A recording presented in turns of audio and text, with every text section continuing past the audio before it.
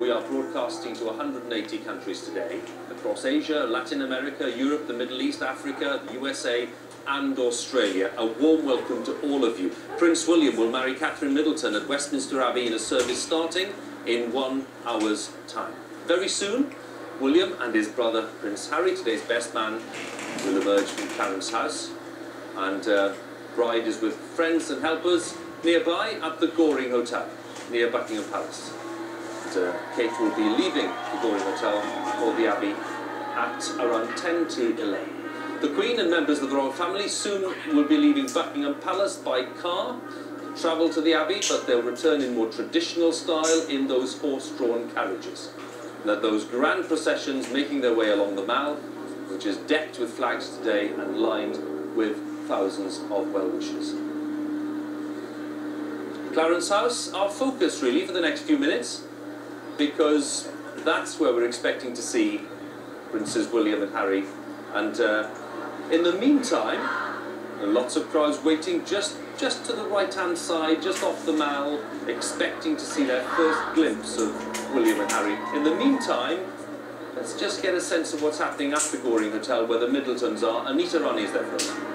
Yes, Hugh, lots of comings and goings this morning. We've seen the flowers arrive a little bit earlier. We saw all the Middleton guests leave in the minibuses looking rather fabulous. Quite a few fascinators, lots of interesting hats. And we also saw the bridesmaids and the page boys arrive, which was really sweet. They came in little minibuses and they're obviously really excited because they all gave us a little wave, and then they were taken through the awning. They're all in there getting ready for their departure in a little while. And you can't see them here, but to my right we've got crowds building up in anticipation of seeing the bride, and you can probably see the Rolls-Royce Phantom that she's going to be travelling in behind me, and I'm quite excited by the large windows it's got, which means we're going to get a really good look at the dress. There's Hyde Park, and we can see the crowds still growing. That's right, they're rather pleased to be on television and to be seen right around the world. Matt Allwright is there talking to people.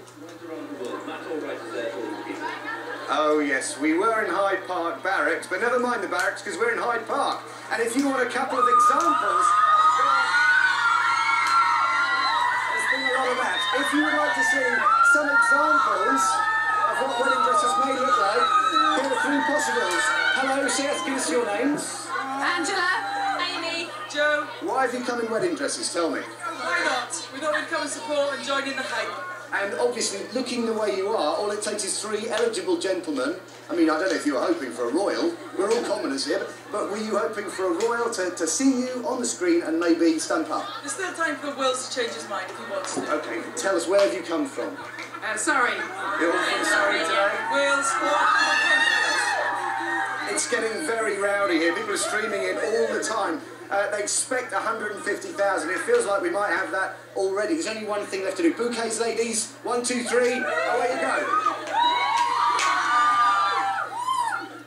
Back to you in the studio, Hugh. Gentlemen, start your engines. Glorious sight of Westminster Abbey from the sky. David Cameron was now just walked that short distance from Downing Street with his wife Samantha, and they'll be greeted at the Great West Door by the Dean and by senior clergy at Westminster Abbey. And Mr Cameron will be shown to his seat in the choir, which is very, very close to where the actual wedding ceremony will take place.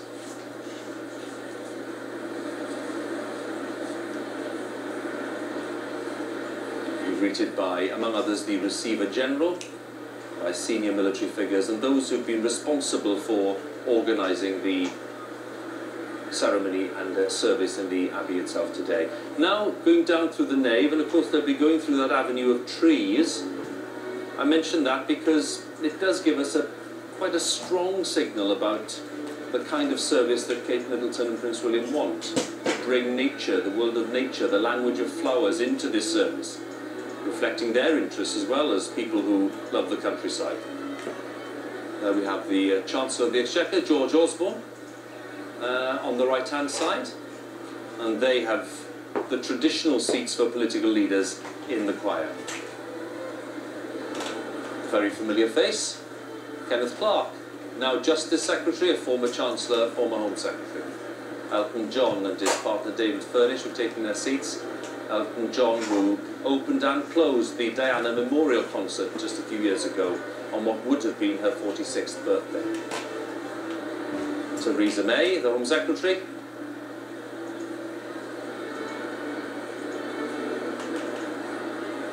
and Mr Cameron and Mrs Cameron acknowledging some of the people they know and work with, making their way along the choir. Fern is outside with some of the crowd. I am Hugh. I am right in the middle of our royal campsite. Hello, everyone. Hello. Now, you guys have all made friends overnight. You're from South Africa? Yes, I'm from South Africa. Did you have a good night's sleep? We kind of got here late, so yeah, no. That'll be a no. You're from London? Yeah, we had a restless night. Yes. But fun, lots of fun. And you made friends with our Canadian gang as well? Yes, it was a great night. And America as well? Yes. And Australia. Now, and Australia, hello over there. Now, in a few moments, the Princess will be leaving Clarence House. I can feel this, the sort of air of excitement is tangible. It's really building now. How are you guys feeling about it all? It's a once-in-a-lifetime opportunity. I get to tell my grandchildren this. This is so exciting. So I can't believe I'm here right now, honestly. And you're kissed on the balcony as well. You've got front row seats for that. That's why we're sitting here. Yeah, we're all ready. Just try and rest up, have a cup of tea, warm up, and enjoy the rest of your day. Thank you, guys. We are within a few minutes of our first significant departure and our first glimpse of Prince William on his wedding day. He'll be emerging from Clarence House, I think, in about 3 minutes' time. And of course, you can imagine what the response will be when they emerge and they're driven onto the Mall on the way to the Abbey. And as we just look at these images, Simon Sharma, the historian, is still with me, and there'll be lots of questions today as well, Simon, as we see this taking place, this marriage, and we look at Prince William and we try to look ahead 10, 20 years. People will be wondering what this means for the future of the monarchy, how this will shape the future of the monarchy in Britain.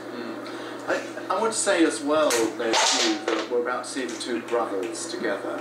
And the last time, I mean, we've seen them together in all sorts of informal places, but a lot of us remember those two small boys following the coffin of their mother. And there's something really about the way they leaned on each other and on their father, and the way they will be truly brothers together, which is almost Shakespearean. So I think everybody responds correctly emotionally to that. The thing about the future is that the genius of an event like this, it's not like the coronation, is its simplicity. It's simultaneously magnificent but very simple. And if the monarchy is going to survive, which in my view it will, it has to have that cleverness about a simple connection with everybody in the country. However distressed, however difficult the economic times there are, it's essentially this mix of the informality and the public duty of the monarchy which will make it survive. It's not like embattled monarchs out there in the Badlands of the world who are struggling for, in a grim way, to hang on to power. Power has nothing to do with this. The sort of simple emotional sense of connection with you and me and all the millions out there has everything to do with it. And William is brilliantly qualified to do that authentically, I think. He'll be head of the armed forces, of course, when he accedes to the throne. And that includes the household cavalry here, the Blues and Royals and the Life Guards. And William retains his commission as an officer in the Blues and Royals. It's interesting just to dwell on the fact that he's already built up a wealth of experience with the armed forces. And that's clearly something, a tradition that he believes very strongly in.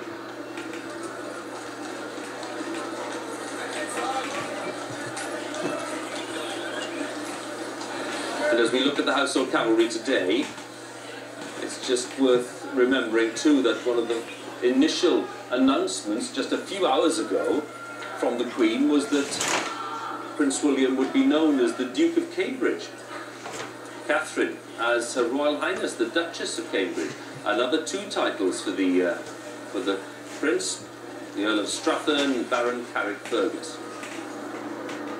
We're approaching the time when William and Harry will emerge and make their way over to the Abbey. This actually is a statement today as well, a break with tradition, because normally in these royal weddings, the groom would be making his way just in time. And that's not the case today, because he wanted to build in at least 20-25 minutes time at the Abbey to circulate with friends there.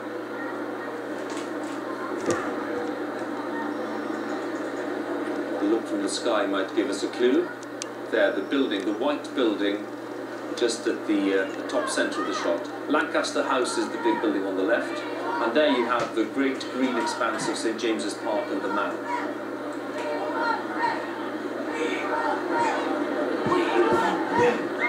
We Want Wales is the chant in the Mall, and I suspect that it's just a matter of seconds before they emerge and make their way.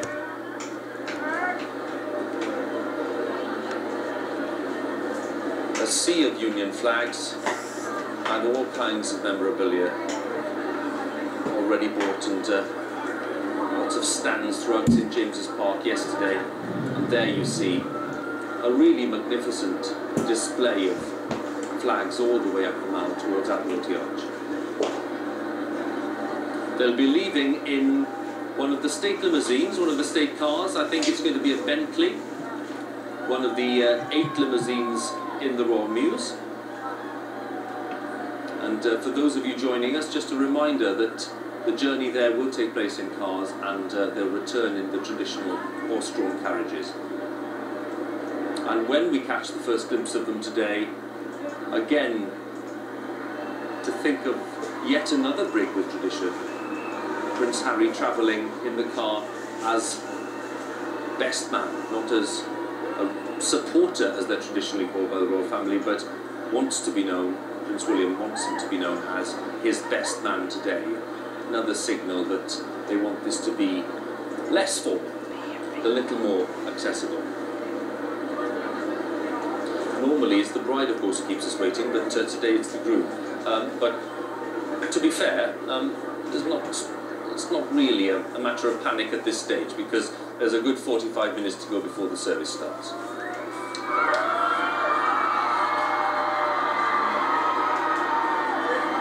They're on their way.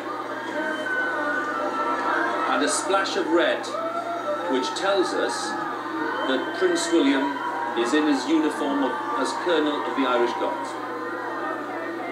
He was appointed Colonel of the Irish Guards in February by the Queen. First Royal Colonel for that regiment. Prince Harry is an officer in the Household Cavalry, Blues and Whites.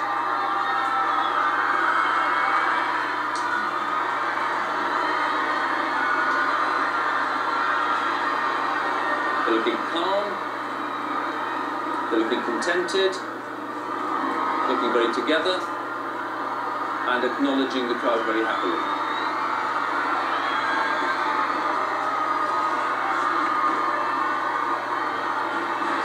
And I'm told reliably that Prince Harry does have the ring in his possession. He's carrying the ring with him to the Abbey.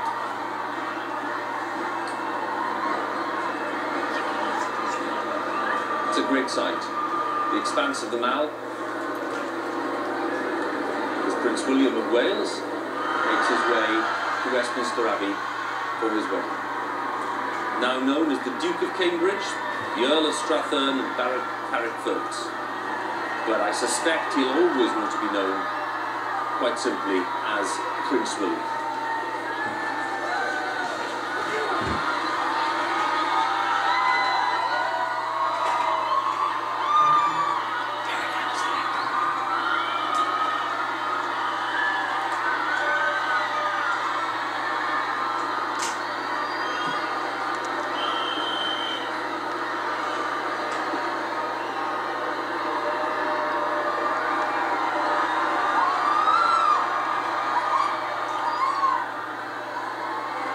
Cars turn right towards Horse Guards Parade. Very familiar route for the princes, because they're often here in June for the Queen's birthday parade.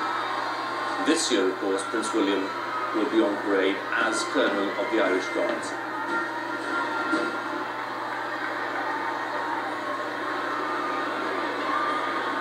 Prince William, who is now a fully functioning, seeking helicopter pilot, serving at RAF Valley in Anglesey, North Wales. That's where he's been living for some time. And Catherine Middleton there too. They're looking forward to, they say, a relatively quiet existence after today's great pomp and ceremony.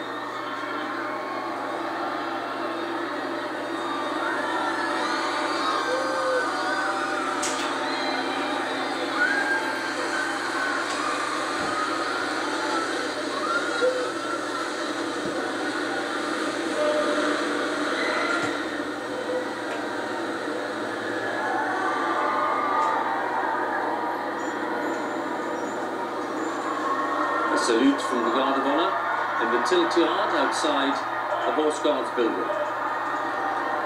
That building, by the way, still officially the entrance to the Royal Palaces. And that's why it's being used today.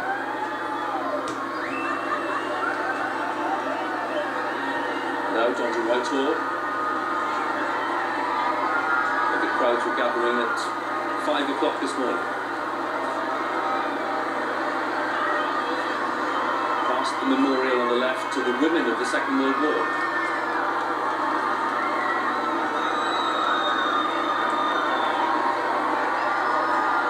Past Downing Street, and there'll be a street party later on. And past the Senator. Two princes salute the rear deck.